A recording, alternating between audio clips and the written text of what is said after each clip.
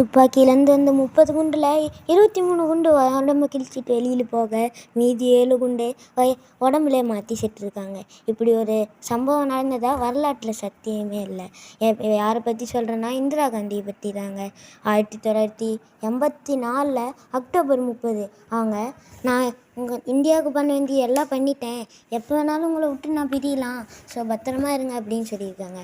அப்போ உணவு உங்களோட சோல்ஜரே உங்களை சுட்டு கொன்னுடுவாங்க, அதனால் நீங்கள் கொஞ்சம் டைட் பண்ணிக்கங்க அப்படின்னு சொல்கிறாங்க. ஆனால் இந்திரா காந்தி சிரிச்சுக்கிட்டே சொல்கிறாங்க, எங்கள் நாட்டு மக்கள் எதுவும் பண்ண மாட்டாங்கன்னு.